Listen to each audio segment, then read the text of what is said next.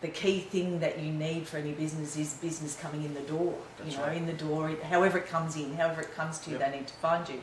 So certainly from my perspective, a site is one of those doors that open it and enable that generation to happen. But I'm not so sure that, well, I am sure that there are a number of the business mothers that understand that they need a site, but they don't necessarily understand why they need it, and or if they've got one, what it can in fact really be doing for them. Okay, so what sort of businesses exactly are we talking? Give me an example. Well, I was talking to Melissa yesterday, and she runs the Business Mums magazine. Yep. And that was predominantly, that's a publishing business, so there's that one. There's even my own other personal business, which is ACA TalentNet, and that's about matchmaking business consultants with client projects, and so there's that one. So certainly, even from the ACA point of view, you know, that and the Entrepreneurial Mothers, the entrepreneurialmother.com site, you know, they have been set up, or the intention of them being set up was for them to be able to find me or find, you know, our businesses to do what it is that they want. Okay. They want to do. So they basically talk about entrepreneurs and business owners, and basically expose their products and what they actually do, their stories and stuff. So I guess that's actually a separate niche. A lot of people look for success stories of what's actually happening right now. Not so much the actual magazines, but actual people behind the scenes. Yeah. So you'd be looking at things like reviews and stuff like that. So if you set up a website that talks about business reviews or entrepreneurial stories and stuff like that, you basically got to identify the angles of the business and structure your keywords on that. You could basically offer that magazine through a website and expose that particular website by a number of different means. For example, you could actually optimize it and have the search engine optimization work for you, which is the ability to optimize your website for a particular keyword. Now, that can be a bit costly depending on the sort of keywords they use, but what I normally recommend to people doing is basically you run a pay-per-click advertising campaign, which are things like Google AdWords, where you actually pay for specific keywords to be clicked on, and you actually get to advertise on the first page of Google. They're the ones that run on the right-hand side. That's there, right, yeah. So you run paid ads, spend anywhere between $100 and $300 to get some real data analysis. Your keywords might vary anywhere from 5 cents to $5, depending on what sort of area you're in. But if you have the right website structure, you'd be paying a lot less than everybody else. Yeah. So with most businesses, they average between 30 and 70 cents per click. Now, you've got to understand that all the keywords that you get clicked on are specific and are displayed on the first page of Google. So what you do is you run that, you get the real data, you optimize your website, and you're getting a nice traffic flow of people looking for your specific keywords to your site. Now, with Google AdWords, you can also record all the conversions. So let's say if somebody buys something or somebody subscribes to something, you can actually see that these keywords work for you. So you don't just get clicks, you get conversions. And those are the ones that you actually want to optimize. After you've done that, I would basically submit your website to a number of different business directories, like TrueLocal or StartLocal. If your domain name is keyword specific, so let's say you got like business reviews or entrepreneurial stories and stuff like that, and those are the keywords. Let's assume that if your domain name is called out and you submit your business to StartLocal or TrueLocal, what's going to happen is that those websites are already highly ranked, and when somebody starts searching for your keyword, those directories will also come up in Google pointing to your site. So it's like another door to your site. So you have your website, StartLocal, TrueLocal, you end up actually dominating the first page of Google by doing all these things. Okay, okay. Then you can also run things like Twitter and Facebook, because you've got very targeted audience there. And if you can actually contribute to those websites, you will see that people will start following you and see what you're actually doing.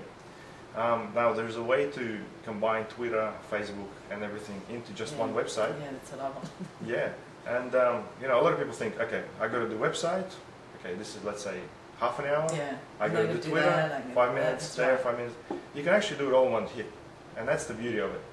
Because, you know, time is money, especially if you're a working mum, it's very hard. Absolutely. So, first of all, dissect your business, understand your keywords, Google Keyword Tool is the one for that. And once you do that, try to work on your site and understand exactly what you're trying to present to people, and make sure what people are actually searching for, they find on your site. Yeah. So if that happens, that's great. I've seen a lot of